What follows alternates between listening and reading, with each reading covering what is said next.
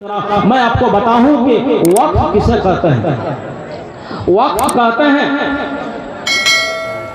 मिसाल के तौर पर मैं समझाऊं, एक जमीन है ये, एक जमीन है ये, मैंने इस जमीन का मालिक मैं हूं। मैंने इस जमीन को मुसलमानों की, जो यतीम हो, गरीब हो, या आइंदा जो भी मुसलमान आएंगे उनके मुस्तकबिल की खुशहाली के लिए इस ज़मीन को मैं वक्फ करता हूँ। तो शरीयत में वक्फ कहते हैं कि इंसान जब किसी ज़मीन को वक्फ करता है तो उसकी मिल्कियत से वो ज़मीन निकल जाती है और उसका मालिक सीधा अल्लाह हो जाता है। उस ज़मीन पर हक सिर्फ अल्लाह का होता है। अब कोई इंसान वक्फ करने वाला ये भी नहीं कर सकता कि मैंने ये ज़मीन दिया है, तुम मुझे आग दिखा रहे हो, नहीं कर सकते हो, तुम दे चुके हो, अब तुम मालिक नहीं हो। इसका मालिक अल्लाह है। इसका मालिक कौन है? अल्लाह है। अब बताओ मुसलमानों, सोचो, जो हुकूकुल्लाह को छीनना चाहे, एक मुसलमानों के दिलों में क्या गुजरना चाहिए। मुअज़्ज़ज़ सामिन किराम, अल्लाह तबारक व तआला के हुकूक को छीना जा रहा है और एक मुसलमान बर्दाश्त कर रहे हैं। मुअज़्ज़ज़ सामिन किराम, मुसलमानों में कुछ गद्दार ऐसे भी हैं जो वक्फ की जमीन, जो हुकूकुल्लाह है, उसको छीना जाता है, फिर भी वो कहता है कि ये राजनीतिक बात है, इसमें हम लोग को तवज्जो देना नहीं चाहिए। ये तो मुसलमानों की भलाई के लिए सरकार कानून डाल रही है। मुअज़्ज़ज़ सामिन किराम, भलाई, मुसलमानों की भलाई करने के लिए तुम्हारे कानून की क्या जरूरत है? हमारे लिए कानून सिर्फ इस्लामिक कानून काफी है। मुअज़्ज़ज़ सामिन किराम, आज तुम कौन होते हो जो हमारे मजहब के कानून में तुम अपने कानून को दाखिल कर रहे हो? तुम्हें हक किसने दिया है? यह अल्लाह का हक है और अल्लाह के हुकूक को जब कोई पामाल करेगा, कोई मुसलमान इसको बर्दाश्त नहीं करेगा। मुअज़्ज़ज़ सामिन किराम, आज तुमसे तुम्हारे वक्फ की जमीन छीनी जा रही है। मुसलमान, तुम इसको कैसे बर्दाश्त कर सकते हो? अल्लाह के हुकूक को छीना जाता है। आप बताइए, अल्लाह को कोई एक मुसलमान के सामने अल्लाह के हुकूक, मसाजिद को अगर तोड़े तो एक मुसलमान उसको बर्दाश्त नहीं कर सकता, क्योंकि अल्लाह की शायर है, अल्लाह की निशानी है। अगर कोई इंसान किसी पर अल्लाह ताला के हुकूक को कोई पामाल करेगा तो फिर एक मुसलमान बर्दाश्त नहीं करेगा, क्योंकि अल्लाह के हुकूक की हिफाजत करना मुसलमानों की जिम्मेदारी है। मुअज़्ज़ज़ सामिन किराम, इसलिए कान खोल कर आज सुन लो, वक्फ की जमीन किसी की बाप की जमीन नहीं है, ये अल्लाह के हुकूक की जमीन है। खालिस अल्लाह की मिल्कियत ही ये है, किसी के कानून की हमें जरूरत नहीं है। हमारे लिए इस्लाम का जो कानून है, वक्फ का जो शरीय कानून है, वो हमारे लिए काफी है। इसलिए कोई भी मुसलमान अल्लाह के हुकूक को कोई पामाल करना चाहेगा या किसी मुसलमान से अल्लाह के हुकूक को कोई छीनना चाहेगा तो कोई मुसलमान, एक गैरतदार मुसलमान, एक वफादार मुसलमान, एक सच्चे मुसलमान उस चीज को बर्दाश्त नहीं कर सकता। लिहाजा ये कानून वक्फ बिल के खिलाफ है। अल्लाह के हुकूक को मिटाने के लिए ये कानून है, अल्लाह के हुकूक को पामाल करने के लिए है। लिहाजा कोई भी मुसलमान इसको बर्दाश्त नहीं कर सकता। मुअज़्ज़ज़ सामिन किराम, आज मुसलमानों, तुम अपने हुकूक के लिए लड़ रहे हो, किसी की इसमें राय या किसी का सहारा लेने की जरूरत नहीं है। आप अपने एक मुसलमान के लिए, क्योंकि हम कलमा पढ़े हैं, हम कलमा क्या पढ़े मालूम? ला इलाहा इल्लल्लाह मुहम्मदुर रसूलुल्लाह। बताइए इसका माना क्या है? अल्लाह के सिवा कोई माबूद नहीं। अब अल्लाह के सिवा कोई माबूद नहीं तो क्या मतलब? अल्लाह का कानून ही एक मुसलमानों के लिए एक कानून है, संविधान है। एक मुसलमान के लिए सबसे पहले मजहब इस्लाम का कानून, फिर हमारा देश। मुअज़्ज़ज़ सामिन किराम, मोहम्मद रसूलुल्लाह सल्लल्लाहु अलैहि वसल्लम, मोहम्मद सल्लल्लाहु अलैहि वसल्लम अल्लाह के रसूल हैं। ये वक्फ की जमीन हमसे छीना जा रहा है। मुअज़्ज़ज़ सामिन किराम, आज हम अफसोस, एक लॉजिक की बात बता रहा हूँ आपको। हमारा ईमान कितना मजबूत है, मैं एक इतिहास, तारीख आपको बताता हूँ। हजरत उमर रसूल पाक सल्लल्लाहु अलैहि वसल्लम अपने अखलाक हसना के जरिए से इस्लाम को फैलाया। अपने खुल्क़ अज़ीम के जरिए से अल्लाह के रसूल ने इस्लाम को सारी दुनिया में फैलाया। जब रसूल पाक सल्लल्लाहु अलैहि वसल्लम इस्लाम की दावत दे रहे थे, तौहीद की दावत दे रहे थे, आहिस्ता आहिस्ता मुसलमान, आहिस्ता आहिस्ता लोग रसूल की दावत को कबूल करते और मुसलमान होते। लेकिन इबादत छुप छुप कर करते थे, इबादत छुप छुप कर करते थे, क्योंकि कम तादाद में मुसलमान हैं। कुफार अरब की तादाद बहुत है, कौन अलल ऐलान इबादत करेगा? छुप छुप के इबादत करते थे। यूट्यूब भाईरा, তোমাদের যদি গল্প করার ইচ্ছা থাকে, এখন তোমরা সাব্বির বরকাতি আসেনি, এখন তোমরা বাইরে গিয়ে একটু গল্প করে এসো।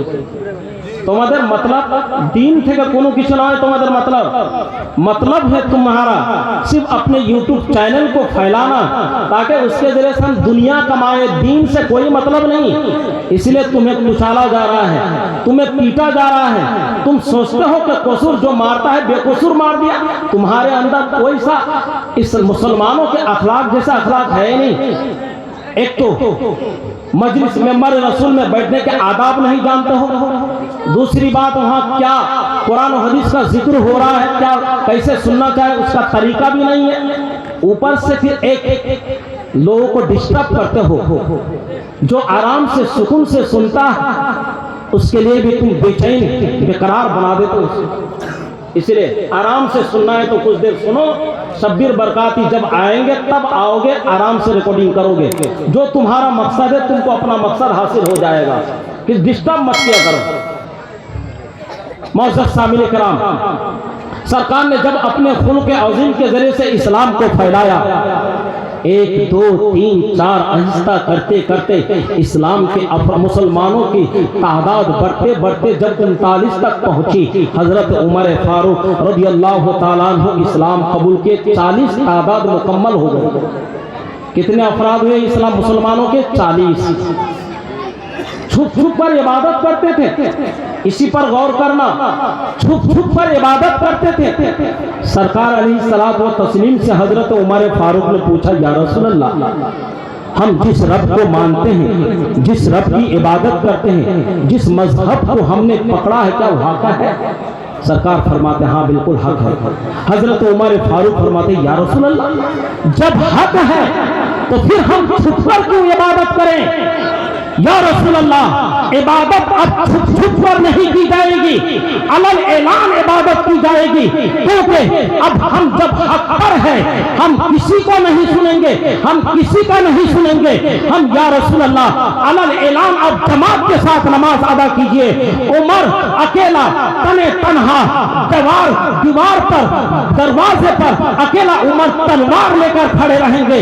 या रसूल अल्लाह, उमर चाहे तो सबको मिटा देंगे, या उमर या तो शहादत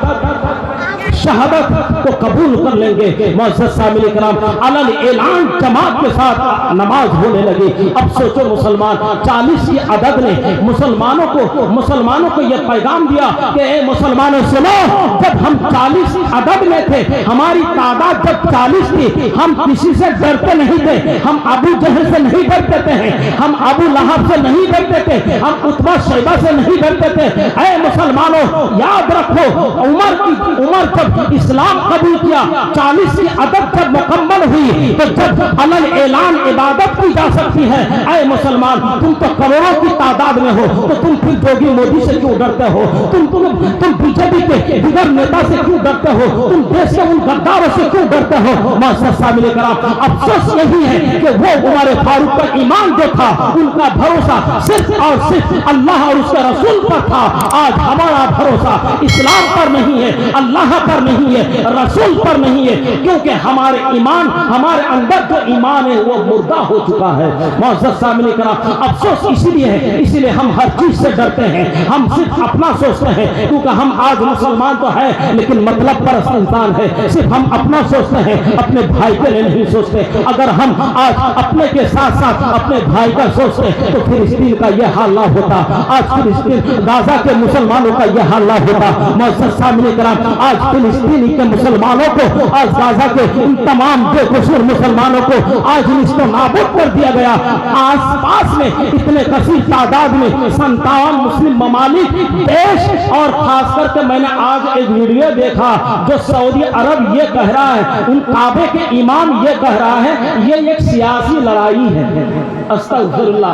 उन जाहिलों को, उन गद्दार रसूलों को काबा बैतुल्लाह शरीफ में इमामत करता है और ये बयान देता है कि इजराइल और फिलिस्तीनियों का एक सियासत वाला मामला है, उसमें हमको दखल देना नहीं चाहिए। उन जाहिलों को ये सोचना चाहिए कि हम किस सियासत की बात करते हैं, हम किस राजनीति की बात करते हैं। आज फिलिस्तीन में बेकसूर मुसलमानों को, छोटे छोटे बच्चों को, बूढ़े जवान माँ बहनों को, सबको बेदर्दी के साथ मारा जाता है और तुम इसको सियासत में जोड़ रहे हो। अफसोस होता है कि तुम बैतुल्लाह शरीफ में इमामत करते हो और तुम इस तरह का ख्याल रखते हो और वीडियो जारी करके तुम मुसलमानों को क्या पैगाम देना चाहते हो।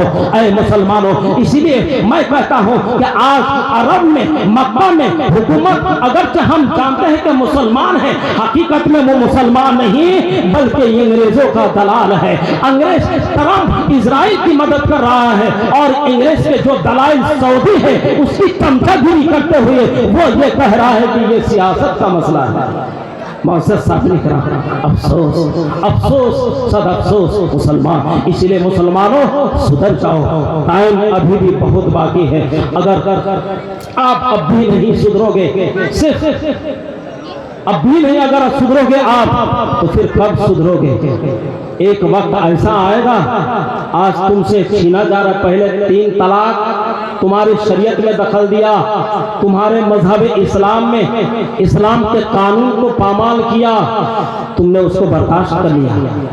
आज वक्फीन हुकूकुल्लाह को तुमसे छीन लिया, आज तुम खामोश अगर रहोगे, इसी तरह तुम्हारे असल जो जड़ों को काट दिया जाएगा। आखिर में तुम ऐसे ही, आखिर तुम्हारे जब जड़ को काट दिया जाएगा तो फिर तुम ऊपर से सिर्फ हरा भरा दिखाई तो दोगे, लेकिन तुम्हारे अंदर वो हिम्मत नहीं होगी, वो ताकत नहीं होगी। इसलिए मुसलमानों, नमाज की पाबंदी किया करो, नमाज पढ़ो, शरीयत के पाबंद हो जाओ, मजहब इस्लाम को समझो, इस्लाम क्या है उसको समझो। जिस रब को तुमने एक माना है, जिस रब की इबादत करते हो, करना चाहते हो, उस रब को पहचानो, उस रब का खौफ दिल में पैदा करो। जिस नबी से मोहब्बत करते हो, दावा करते हो, उस नबी से सच्ची मोहब्बत करो। कुरान कहता है या अय्युहल्लज़ीना आमनुत्तकुल्लाह हक़्क़ तुक़ातिही वला तमूतुन्ना इल्ला व अंतुम मुस्लिमून। ऐ ईमान वालों, अल्लाह से डरो और उस वक्त तक ना मरो जहाँ तक कि तुम कामिल मुसलमान हो जाओ। मुसलमानों, अभी भी टाइम है, अल्लाह ने ये सांस जारी रखा है, बाकी रखा है, इसलिए अब भी तुम अपने ईमान को मजबूत करो, पक्का मुसलमान हो जाओ। पक्का मुसलमान होने के लिए जरूरी है कि तुम अरकान इस्लाम की पाबंदी करो, नमाज की पाबंदी करो, रोजे की पाबंदी करो, हज और ज़कात। अल्लाह ने अगर तुम्हें इस्तिताअत दिए, मालिक ने निसाब बनाया है, तो उस पर अमल करो। मुअज़्ज़ज़ सामिन कराम, हुकूकुल्लाह को समझो, हुकूकुल इबाद को समझो। मुअज़्ज़ज़ सामिन कराम, अपने ईमान को मजबूत करो, कुरान करीम की तिलावत किया करो। कुरान ये रूहानी ग़िज़ा है। इंसान दुनियावी ग़िज़ा जो खाते हैं, ये दुनियावी जिस्म के लिए, वो मुज़य्यन करने के लिए, ताकतवर बनाने के लिए, ये दुनियावी ग़िज़ा ये तो काम करता है, लेकिन रूह को मजबूत करने के लिए वो है अल्लाह की इताअत करना, रसूल की इताअत करना। जब तुम इबादत करोगे, नमाज पढ़ोगे, रोज़ा रखोगे, हज और ज़कात करोगे, कुरान करीम की तिलावत करोगे, तो फिर तुम्हारी रूह मजबूत होगी, तुम्हारा ईमान मजबूत होगा, तुम्हारा हौसला बुलंद होगा, तुम्हारा जज्बा बेदार होगा। इसलिए मुसलमानों, अब भी टाइम है, होशियार हो जाओ और अपने ईमानी जज्बा को बुलंद करो। मुअज़्ज़ज़ सामिन कराम, एक बार रसूल पाक सल्लल्लाहु अलैहि वसल्लम की बारगाह में दरूद पाक का हदिया निछावर करें, पढ़िए अल्लाहुम्मा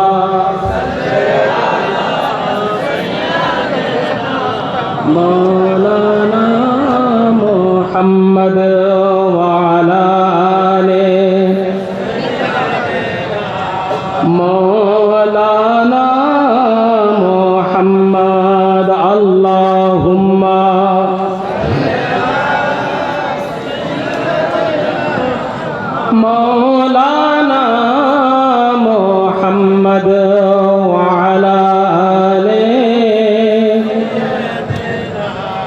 मौलाना मोहम्मद सल्लल्लाहु अलैहि वसल्लम। मौजूद सामने कराम, अल्लाह ने हमको जब पैदा किया, एक वक्त हम कब तक रहेंगे दुनिया में, अल्लाह ने वो भी मुकद्दर कर दिया। अल्लाह ने मुकद्दर कर दिया वो भी, हम कब तक दुनिया में रहेंगे। 1 साल, 2 साल, 3 साल, 10 साल, 20 साल, 40, 50, 60, 70, 80, अल्लाह ने जितना मुकर्रर किया है उतने ही तक हम रहेंगे। मुसलमानों, एक चीज और याद रखो, एक बार मरना है, बार बार नहीं। अल्लाह ने जिसको जान अता की है वो एक ही बार मरता है। इसलिए कहा जाता है कि ईमान वाले एक बार मरते हैं और बुज़दिल जो होते हैं वो बार बार मरते हैं। ईमान वाले जो होते हैं वो जिंदगी अल्लाह ने अता की, मौत मुकर्रर रखा है तो एक ही बार वो मरते हैं, और वो भी शहादत की मौत मरते हैं। और बुज़दिल जो होते हैं, गद्दार जो होते हैं, वो बार बार मरते हैं। वो बार बार मरते हैं, बार बार मरते हैं। इसीलिए मुसलमान हो, एक बार आपको मरना है, बार बार नहीं। अल्लाह ने जो जिंदगी अता की है वो तो जिएंगे, हर हाल में जिएंगे। अल्लाह ने आपके मुकद्दर में जितना माल दौलत रखा है, वो आप जितना रोजी आपकी किस्मत में मुकद्दर में अल्लाह ने रखा है, वो तो आप खाएंगे पिएंगे। आपका रिज़्क़ कोई नहीं खा सकता, कोई नहीं खा सकता, कोई किसी का रिज़्क़ खा नहीं सकता। आप खाएंगे, लेकिन टाइम जब होगा आपको मरना भी है। जब मरेंगे तो महशर के मैदान में आप सबको जमा होना पड़ेगा, महशर में जमा होना पड़ेगा, रब की बारगाह में खड़ा होना पड़ेगा। मुसलमानों, सोचो, हम दुनिया में कितना अपनी इज्जत का कितना ख्याल करते हैं, सोचा है? आप अपनी इज्जत का कितना ख्याल करते हैं? बेहद ख्याल करते हैं, बेहद ख्याल करते हैं।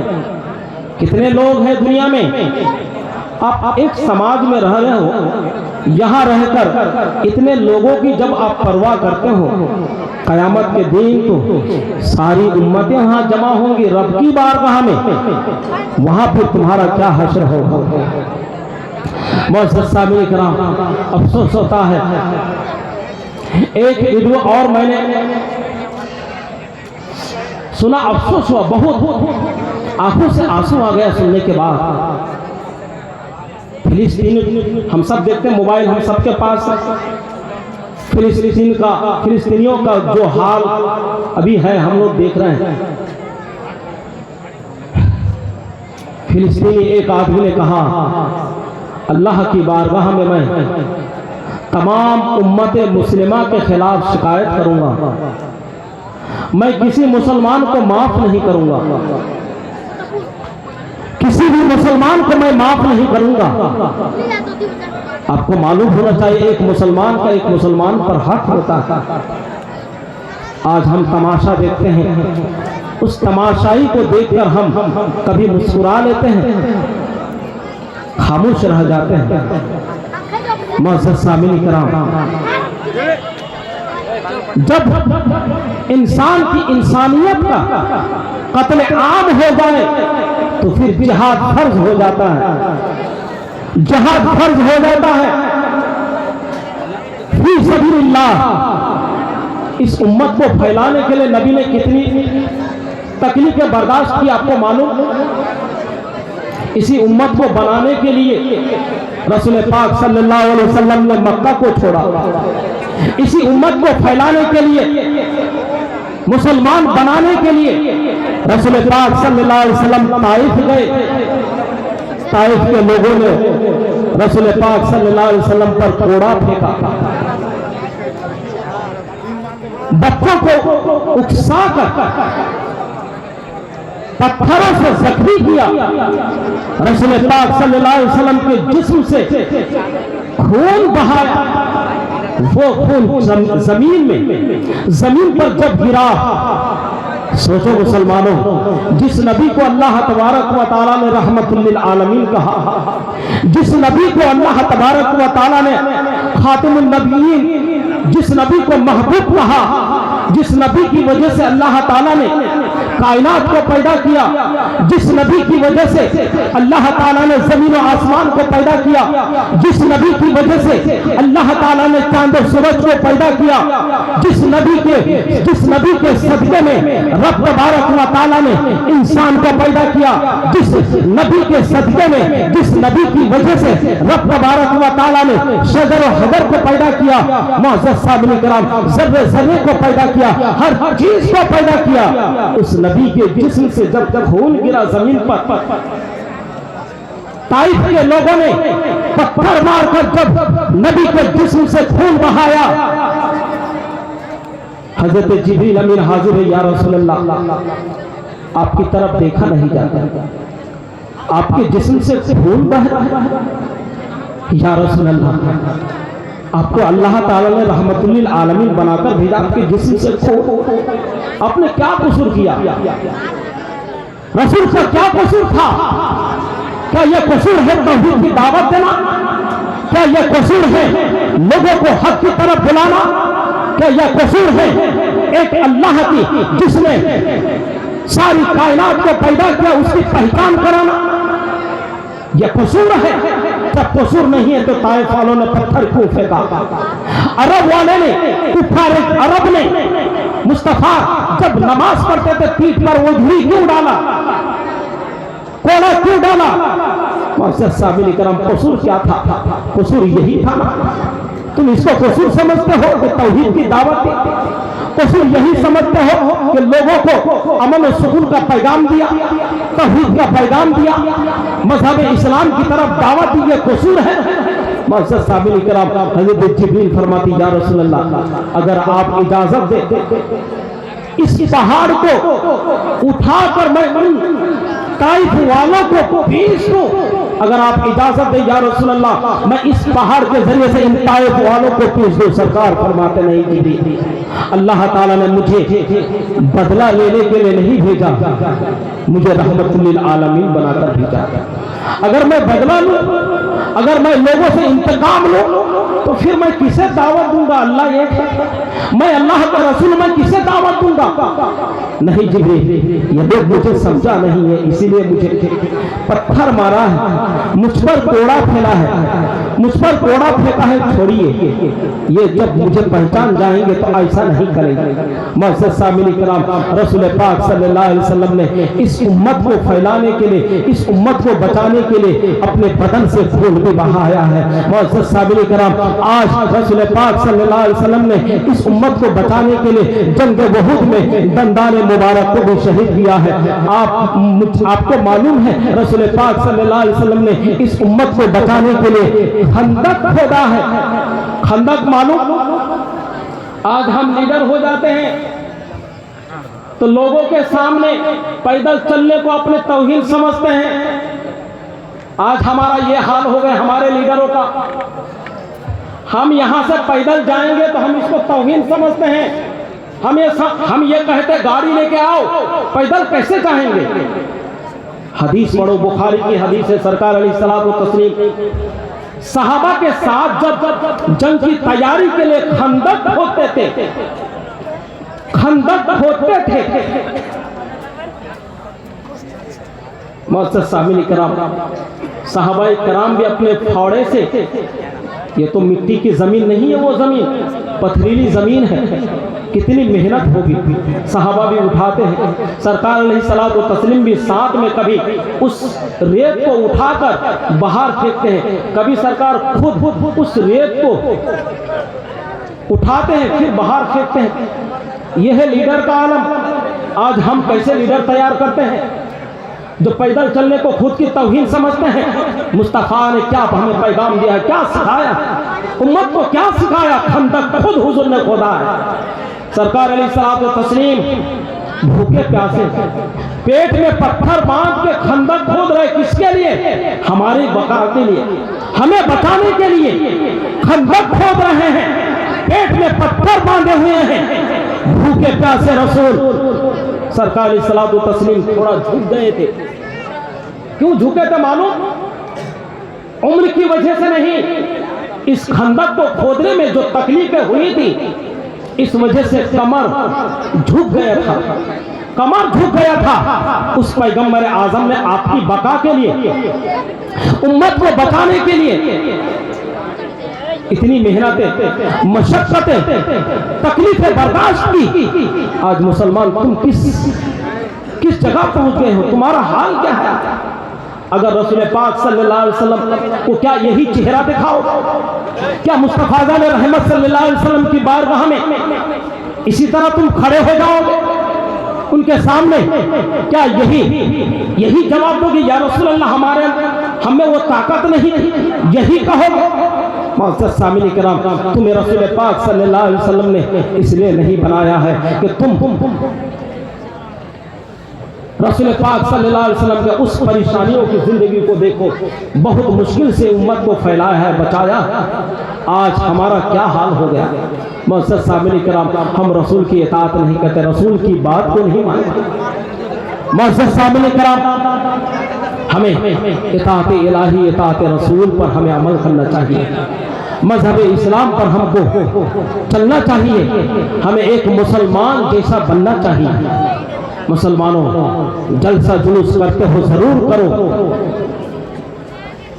सब कुछ करो, जो मुस्तहबात करते हो सब कुछ करो, फराइज को ना छोड़ो, नमाज को ना छोड़ो, हज को ना छोड़ो। अगर अल्लाह ने इस्तिताअत दिया है, ज़कात मालिक के निसाब हो तो ज़कात अदा किया करो। रोज़ा का महीना आए तो रोज़ा रखा करो। नमाज नहीं पढ़ोगे, ज़कात नहीं दोगे, रोज़ा नहीं रखोगे, हज नहीं करोगे, मुस्तहब्बात के पीछे दौड़ते फिरते रहोगे, कुछ भी नहीं होगा। क़यामत के दिन पर मुंह पे मार दिया जाएगा, जाओ लेके ये इबादत, तुम्हारे इन मुस्तहब्बात की क्या जरूरत है? हमें कुछ भी जरूरत नहीं है, मुंह पर मार दिया जाएगा। आपको सोचना चाहिए, आप क्या सोचते हो? रसूल पाक, आज हम लोग क्या करते हैं? हमारी ताकत नहीं, हम दुआ करते हैं बस। दुआ से अगर काम चलता, 313 बस सहाबे रसूल थे बद्र में। मुस्तफा रहमत सल्लल्लाहु अलैहि वसल्लम ने तो बड़ी मशक्कत के साथ 313 मुसलमान तैयार किए थे। लड़ाई के लिए क्यों तैयार हो गए? दुआ करते, या रब्बल आलमीन, वो मुश्किल में हो, या अल्लाह इन काफिरों को निस्तो नाबूद कर दे। रब की बारगाह में अगर रसूल हाथ उठाकर दुआ करते तो दुआ कबूल होती, क्योंकि नबीन मुरसलीन जो होते हैं मुस्तजाबुद दावत होते हैं, जो दुआ करते अल्लाह की बारगाह में फौरन कबूल हो जाती है। ऐ मुसलमानों, रसूल ने दुआ नहीं की, पैगंबर आजम ने दुआ नहीं की, जंग के लिए तैयार हो गए। क्यों? हम सिर्फ दुआ के लिए हैं। मुसलमान सिर्फ आज दुआ के लिए हैं।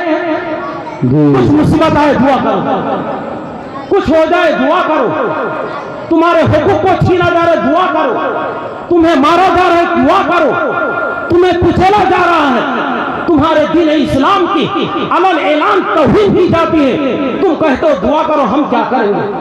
313 होकर रसूल पाक सल्लल्लाहु अलैहि वसल्लम ने दुआ नहीं की। क्या हम रसूल से बढ़कर हैं? क्या हम सहाबी से बढ़कर हैं? क्या हमारा ईमान सहाबा से बढ़कर ईमान मजबूत है? नहीं। तो फिर सहाबा ने तलवार क्यों उठाई? मुस्तफा जाने रहमत ने तलवार उठाने की इजाजत क्यों दी? सरकार ने तलवार क्यों उठाई? हमको पैगाम दिया, उम्मत को पैगाम दिया, ऐ मेरे गुलामों सुनो, वक्त जब आएगा मोहब्बत की तो मोहब्बत का पैगाम दो, जब मौका आएगा प्यार का तो प्यार का पैगाम दो, और जब इससे तजावुज कर जाए, हथियार उठाने की बात आएगी तो हथियार उठा कर जाओ। नारे तकबीर, नारे रिसालत, नारे रिसालत,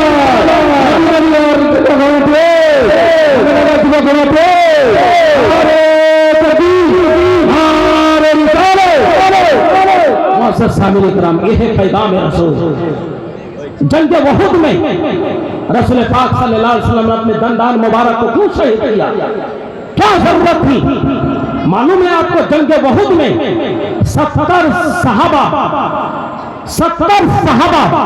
शहीद हुए थे। 70 सहाबा शहीद हुए थे। एक सहाबी को बनाने, एक सहाबा बनाने के लिए रसूल ने कितनी मशक्कतें उठाई, और एक जंग में 70 सहाबी को काफिरों ने पीस दिया था, तलवारों से काट कर पीस कर दिया था, काट दिया था। रसूल पाक सल्लल्लाहु अलैहि वसल्लम क्यों शहीद करते? इतने सहाबी को क्यों शहीद करते? दुआ करते हमारी तरह अगर हम जैसा अगर होते, सहाबा अगर हम जैसा होते तो रसूल की बारगाह में फरियाद करते, या रसूल अल्लाह हम क्यों लड़ेंगे, ये तो तादाद में ज्यादा है, या रसूल अल्लाह हिम्मत नहीं, आप दुआ कर दीजिए ताकि ये खत्म हो जाए, अल्लाह ताला इसको खत्म कर दे। दुआ करते नहीं मुसलमान, रसूल ने दुआ नहीं की, जिहाद किया, जंग किया, सहाबा शहीद हुए। आज हम क्या कर रहे हैं? सिर्फ दुआ। इफ्तार हो, इफ्तार की पार्टी करो, दुआ करेंगे। तुम्हें मारा जा रहा है, तुम्हें कुचला जा रहा है, तुम्हारे हुकूक को पामाल किया जा रहा है। मुसलमान तुम कहां हो आज? कहां हो? दुआ की दुनिया से निकलो, अपने अंदर ईमानी जज्बा पैदा करो, जैसा जज्बा सहाबा का जज्बा था।